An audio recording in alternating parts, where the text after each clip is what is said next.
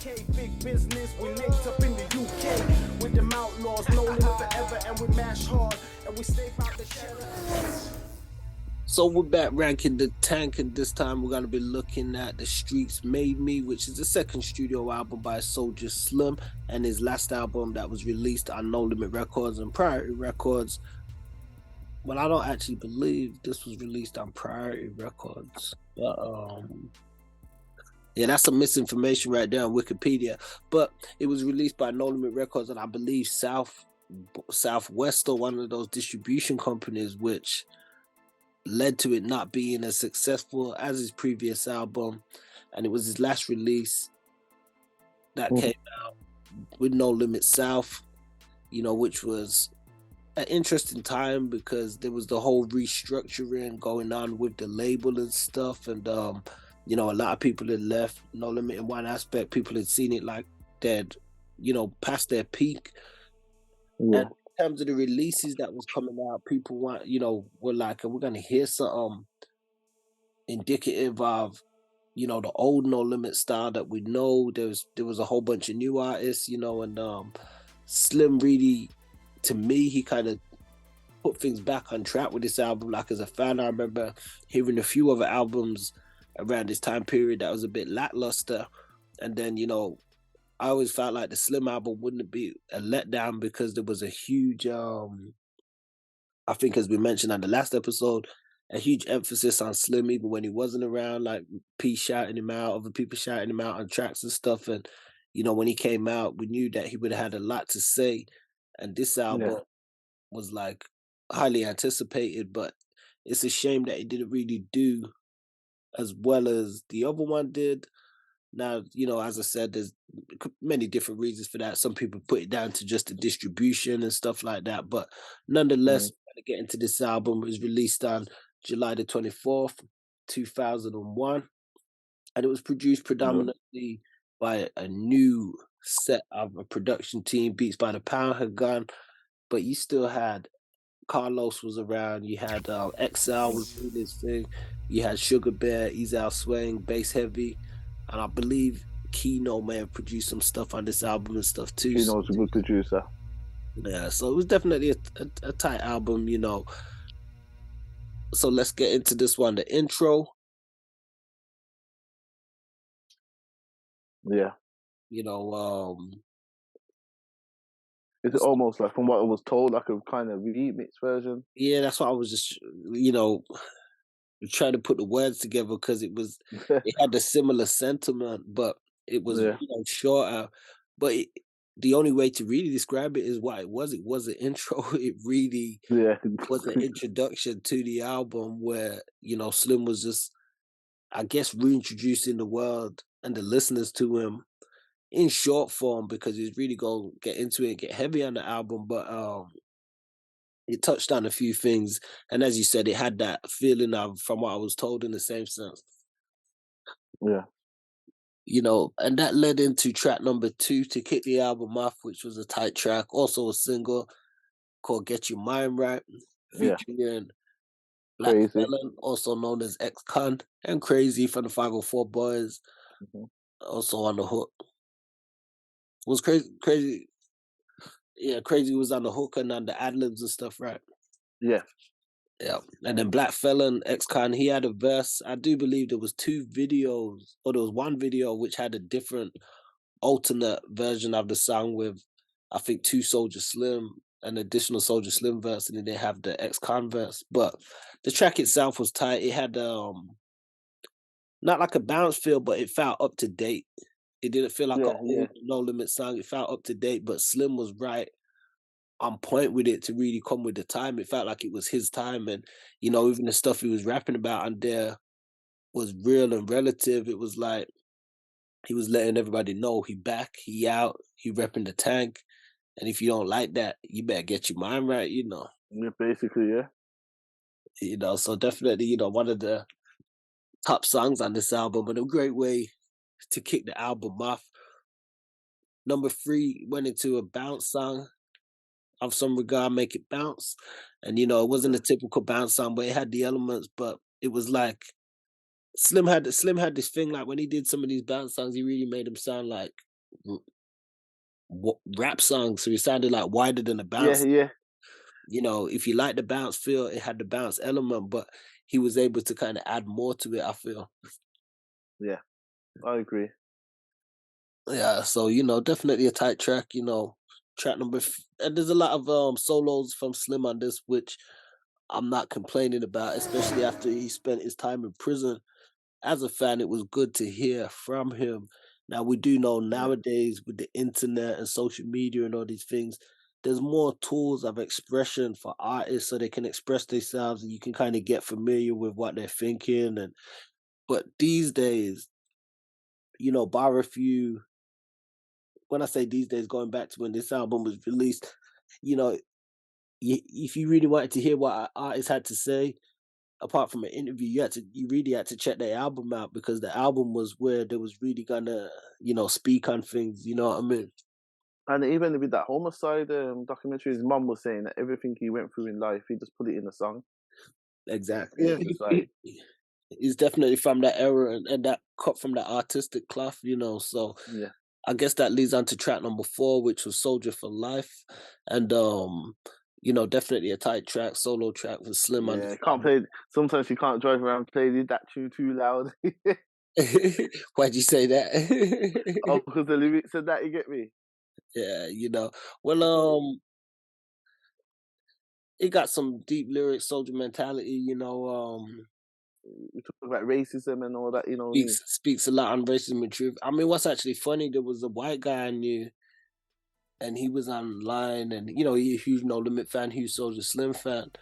Hmm. And one of the days he said to me, he said, I'm putting together a video for one of Slim's songs and like an animated sort of video, and it was actually for that song. So it kind of Wow. surprised me because, as you said, I would have thought not you know because of the heavy emphasis on some of the tone to deal with like racism and stuff, Mm, but that goes to show you that if it's real, everybody gonna really listen to it and respect it. You know what I mean?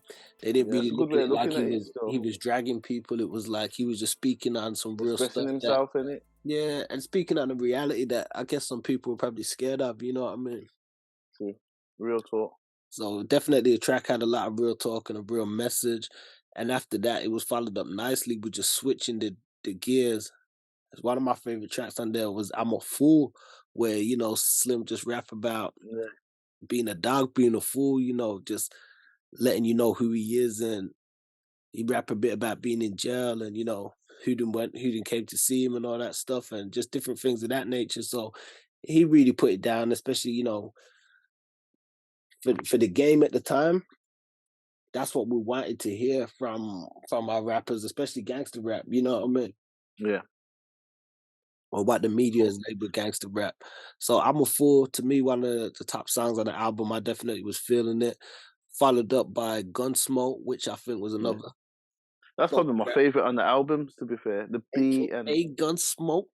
yeah, yeah. That's the beat. I think the beat matched his flow because obviously he was rapping on new producers, and I feel like the whole album was kind of like I think if he had more time to work with the chemistry, they could have build up because obviously it's fresh, everything's fresh. So, but I Yeah, think that this would have been like if they would have carried on, they would have carried on more this kind of style. yeah, no, I hear you. I think, as you said, it definitely fit his flow and stuff. And I think, you could be onto something where it was just a new, even though Slim was tight, you probably put a beat to him, you're gonna put it down, but just the additional gelling with the producers, like we Yeah, know he had a long standing relationship with with KRC KL. Yeah, even prior to No Limit and stuff. So yeah. he would That's go the on to first do person some to give a stuff. mic to him and that. Yeah, he would do some stuff with KR after the tank, but at this point, that's why I was saying, beats by the pound gone, the whole restructure of the tank. But Yeah, Slim, he really made this album work with yeah, yeah. the beats and the tracks that he picked and the features that he had on there. Mm. I He mean, has to try his best to make it work. Really. yeah, I think he did a stand up job, man. Yeah, After Gunsmoke, it led into Make It Happen, I featuring like that tune. Crazy, which is another tight track, produced by Ezel Swang. Crazy actually tell a funny story. You could check it out about that online where he says, he brought Slim to Ezel and, Slim was actually playing the beat. Slim had the beat in his mind on his chest and he was banging on his chest playing the beat and they went to Ezel and made him make the beat and, that track was then kind of birthed from that. So definitely shout Okay. out to Crazy as well and Slim. Yeah, shout out to They made Crazy, that man. track happen, man. It was a tight track, and then Crazy come in at the end and dropped his little piece on it. You know what I mean? Yeah, most definitely Crazy, man. Shout out to Crazy. Definitely, man. Uh, One of my favorite tracks on the album, track number 8, Slim Pimpin'. I mean, Yeah. to me, this when the album starts to. I mean, I like the album from the jump, but albums usually go on like it's like a movie, go on Finding its feet, first innit? act, second act, third act, yeah. So I'm looking at this point where it's getting into like the second act and it's starting to really take shape in that and I like the Slim bass Pimp, on this song as well. it was tight, he put it down and just the message and the topic was dope. One thing with Slim, we mentioned Write Me off the first album where we were saying he put down a penitentiary style and just lyrics that people can identify with, especially if you've been through situations with certain types of females and stuff as well. So to me, that's why the Pimpin' even stand out even more as well because it's on some boss player shit. You know what I mean? Yeah, yeah, yeah. And speaking of some boss player shit, the next track was another solid track, another standout about this shit. Yeah. You And know, this is the song actually. I like the bass on this song. oh, That's yeah, yeah. Let me lock this motherfucker down. You know, yeah, you know what I'm yeah, saying? I talk this shit because I remember I used to wear this track out. You know what I mean? And yeah. yep, it was definitely got that replayability, man. And as you say, just the names of the songs with Slim songs, they pretty much explain what the songs are about. And when you listen to it, you be like, Yeah. okay, it adds up. You know what I mean? It ain't like a obscure title or nothing. Excuse the pun, he really give it to him raw like that. And on this track, about this shit, I should say, no exception. You know what I mean? Soulja Slim smoking with it. Definitely. And speaking of smoking with it, the next track, number 10, was actually a smoke track called Smoked Out, which was quite funny and quite an interesting track. What do you think of this one? You're not invited Um, to my smoke out. who was the producer on this tune? Bass heavy, I believe. Basically, I do like this. It reminded me a bit of like the old, going back to the origin of No Limit, kind of, with the Simps and all that. And Yeah, yeah. I do like it. I do like this song. I used to play this song a lot actually back in the days. I could be It's a wrong, but I know some producers were I about thought it was Kate. Yeah, at different points, so I could be wrong. Don't quote me, but I believe Bass Heavy could have been around slightly from before, but it started getting yeah, more prominence in name afterwards because yeah, so because I'm sure I've heard Mac reference Bass Heavy on stuff, yeah, yeah, yeah, yeah. Cause Mac, I think he did the World War III, and it Yeah. all the new producers. Okay. Yeah, yeah. So, to Bass Heavy, it'd be interesting to know what time period he came about in and stuff, but he definitely put it down and the Smoked Out track was dope. Yeah, I like the skit, with the brother be say, Slim, let me hit your shit. He's like, no, you was no, man. yeah, yeah, yeah, yeah. And that's he had that natural kind of Joker personality, but it really came out in his music and albums. Like he wasn't scared to just kind of clown and be himself at the same time. Yeah, yeah, yeah, yeah. He's a Trap. big personality. Yep, he definitely was. Track number 11, featuring Tracy. It says Tracy, aka Baby Girl. Rest in peace. If Tracy, I believe she passed away, and but that's another tight track. Tracy Yeah, was tight. She did quite a few yeah, features with No Limit around that period and stuff as well. yeah. And some C murder stuff in it. Yeah, yeah. She killed it with C and stuff, and I think on some Mac stuff as well. But even this track, ha ha, nigga, what y'all, they killed that. Yeah, The yeah, yeah. chorus was tight, the beat was tight. Slim's verses. I'm well known in the soldier land. If you ain't willing to die for the shit, you gotta understand. Soldier side Yeah, between my eyebrows, you got one too. What I mean, you a soldier? Cause you tote choppers too. I'm from the know you're fucking well right. I done lost a few. Slim was just like yeah, yeah, yeah, yeah. he just used to put the shit down. You know what I mean? And it's like his lyrics still hold up to this day. And lyrics that you don't just bob your head to it, make you feel some type of way about that shit. You know what I mean? Yeah. Because it means something to him, and that you can feel the same as a listener. And I think that's where a lot of people get where they liken like Slim with Pac in that regard and stuff as well. Because Yeah, when you think of Pac, he was a rapper that people could really feel. It wasn't just about just bobbing your head to his lyrics. When he said that shit, you could feel that shit because yeah, it yeah, meant yeah. some shit to him. And that was like the same with Slim. And I think even on songs like this, it was shown. Most definitely. You can feel the pain. You can feel the pain of what he was going through. Yeah, that's a fact, man. You know. Track number 12, Speaking of Pain, he did that one for the Boss Man featuring Miss Peaches.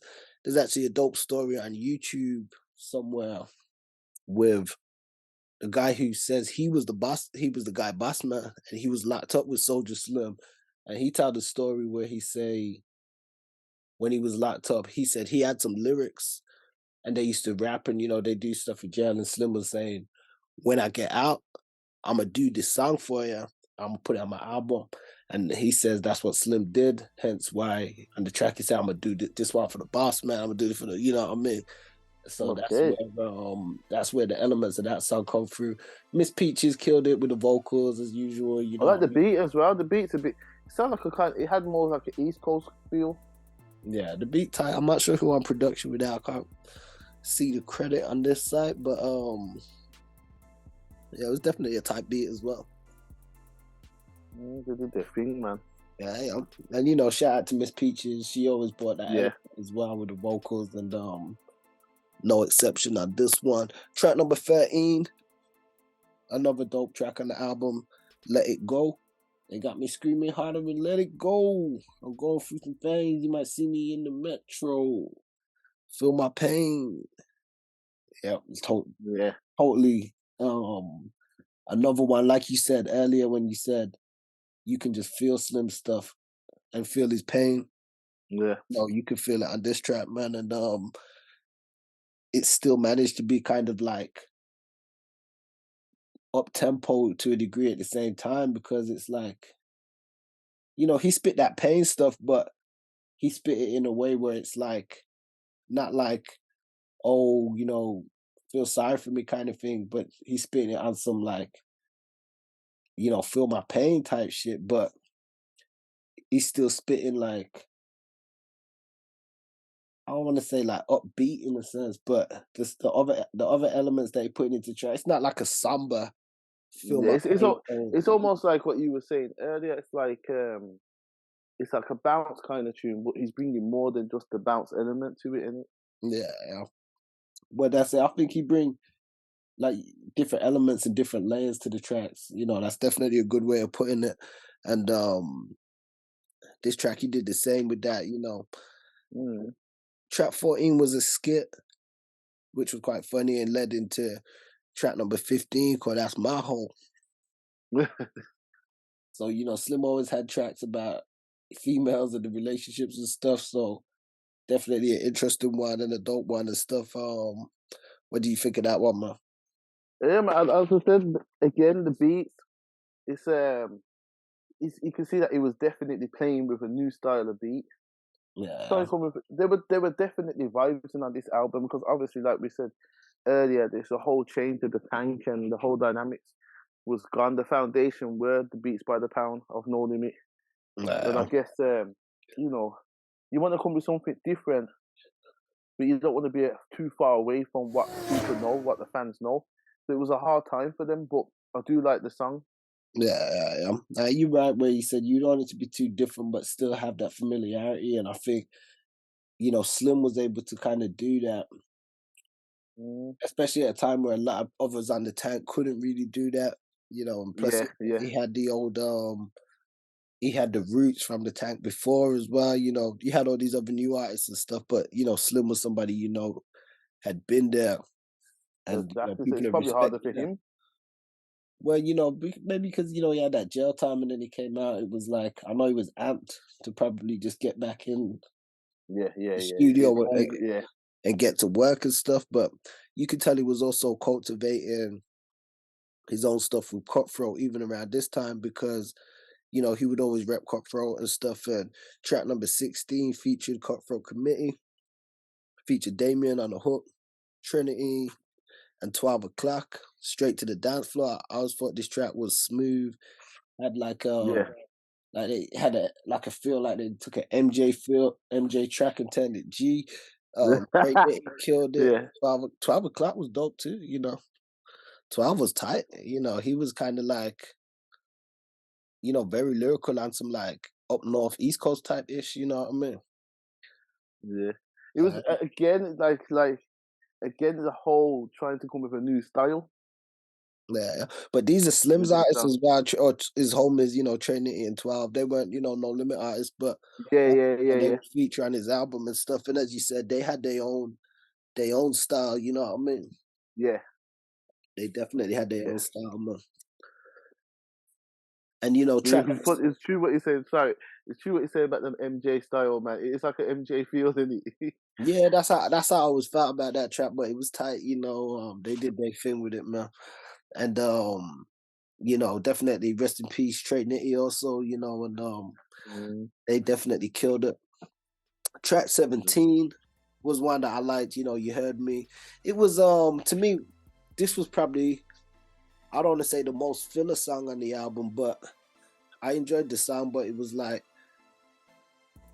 as much as you yeah, say, you could see Slim was having fun on this album, this probably seemed like the easiest track for him to do because yeah, yeah, yeah, the rest of them, he more went off with the lyrics. Obviously, this one is kind of kept simple due to the fact that it's got the repetitive, just you heard me, you heard me, you heard me. But that was a style that we had seen, not just from New Orleans, but we had seen it in New Orleans with even like Juvenile groovy. and Cash Money with High and certain other songs and stuff. So Yeah, it was a tight one to hear Slim do, but as you said, it wasn't like one that he needed to put yeah, most lyrics and stuff into like on other tracks. So to me, I always felt it was like one of those tracks. If you dig it, you're gonna dig it, but if not, you might just skip it.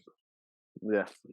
I mean, I did. I used to play it to be honest, but I mean, what do you think of it? Yeah, again, I probably, depending on how I feel, probably would either skip it or probably would listen to it if I'm in the mood to let the whole album play To out. hear the album, yeah, yeah. No, that But makes sense. but I definitely hear what you mean. It's a bit just like you want to hear something more Soulja Slim in it. It seems like you're just saying it's a feeling track in it. Yeah, well, definitely. I mean, the next track though certainly wasn't no filler. To me, this was one of No my way. favorite tracks on the album. I always felt like not like it came too late in the album because this album I did feel like it started off hot, um, was still hot in the middle, but you know was kind of went a few different directions in the middle, but started winding out and closing hot once again. So when we get to track 18, we're looking at finishing strong or finishing hot pause with the album, and it's like this track, What You Came For, once again Yeah, featuring Cutthroat Committee, Trinity and 12 o'clock. They killed their verses. The beat was a banger. The yeah, chorus was tight. Slim killed his verse. I'ma come around your with my gun in my yeah, back yeah, yeah. just to The get it off beats my on chest point like as a well. man. I used to. Everything was on point. Yep. Everything was like even the verses, all of that, to the choruses, to the next verses, everybody did their thing, you know what I mean? Mm. So that's like to me, that's like a top notch track within itself. Track number 19, Still Keeping the Album Hot, was another tight track. My Jacket with Slim, people are familiar with the term, especially the prison term, having a jacket, what that means and stuff, just you rap sheet, so to speak, or whatever. So, even Slim on this track, My Jacket, he just breaking it down, what his jacket consists of, and just letting it know who he is and what he stands for, and just representing the way that only Soulja Slim can. So I think Yeah. that track was another tight track and a good way to start winding down the album. 100%, man. Yep. And track number 20 was Where They At, which, another tight track. To me is like the track before the closing track. They could not like mellow things out a little bit, because the Yeah, it's closing track, like which we'll get into, was a banger, but this track I always thought was tight, but I seen it as a nice lead up to the next track.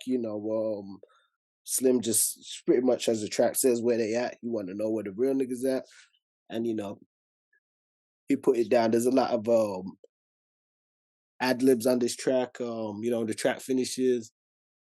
You can hear some vibes like studio vibes, and Slim in yeah, there talking, and what I mean, and saying stuff about P and No Limit, and so it had a dope feel to it, like of Slim being back and repping the tank. You know what I mean? yeah. You can tell that Soulja Slim had a lot of respect for Master P in them days. Yeah, definitely, man.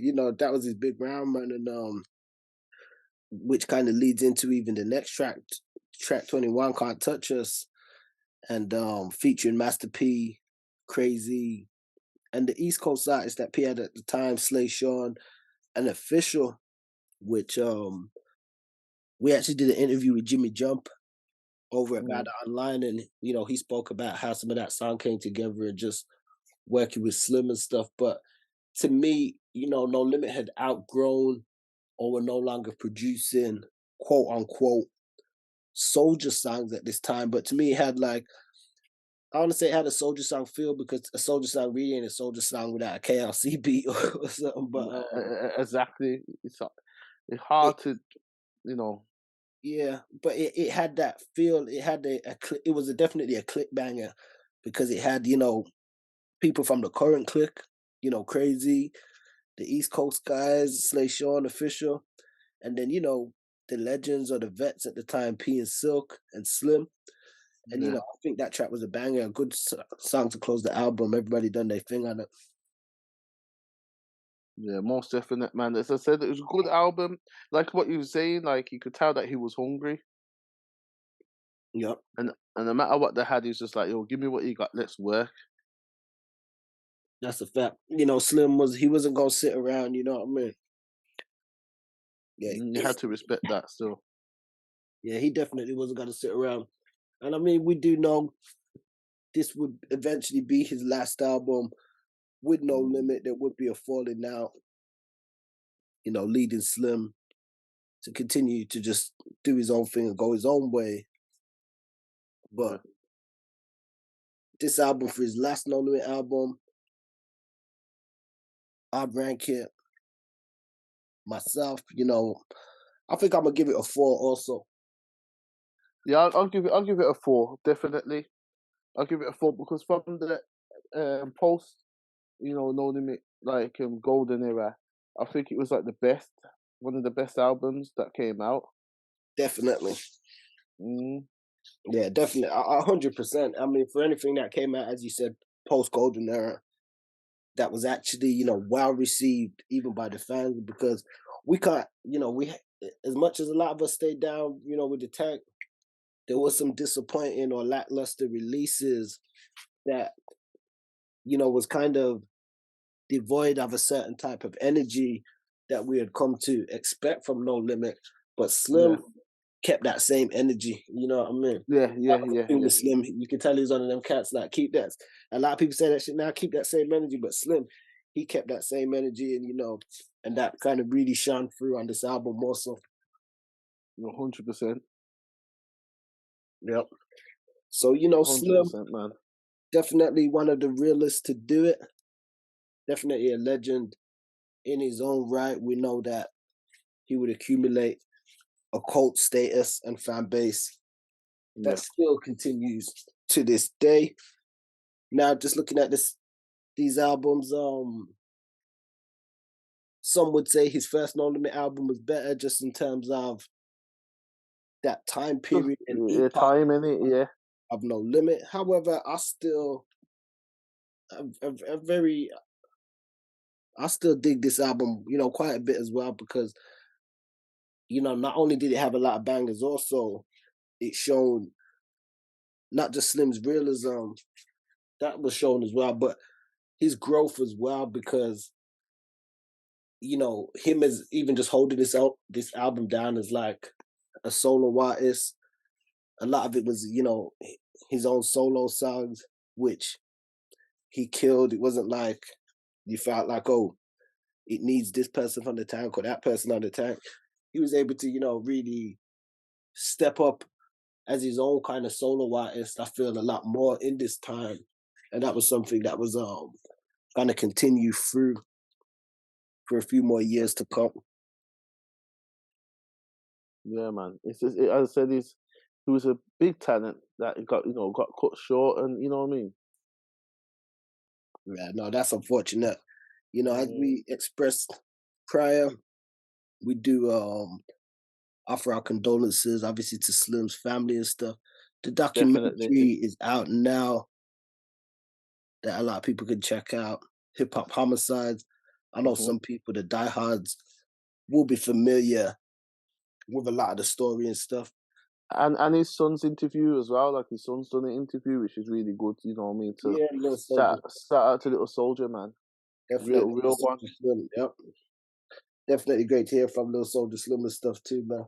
So, I mean, you guys out there, how would you guys rate this album, or how did you rate the album at the time? Was it as well received for you guys as it was for us? We appreciate you guys tapping in and listening in. And as we said, we will be continuing the Rank the Tank segments over here and pushing things forward. So let us know who you want to see us cover next. At the moment, we're focusing on guys who dropped at least 2 albums of them. We may go on to Yeah. guys that dropped 3 albums. I think there's only a couple guys who may have dropped 3 albums outside of the Millers. Isn't it? Real talk. Yeah, I know Magic did. Magic probably one of the ones who did it across old No Limit to new No Limit. So we know that we're going to definitely get into that in the future. But I believe at the minute we haven't. We've got Snoop Dogg as well. We got Snoop Dogg. We got Skullduggery. Yeah. He had a couple of albums, so we're gonna look at Mia X, a few others. So yeah, guys, let us know, and we're gonna be back soon with another segment. Peace. Join us on the line, BoutTheOnline.com, for the hottest UK, US flavor. Don't forget to like, share, subscribe, and hit that notification bell to be updated on new drops and content.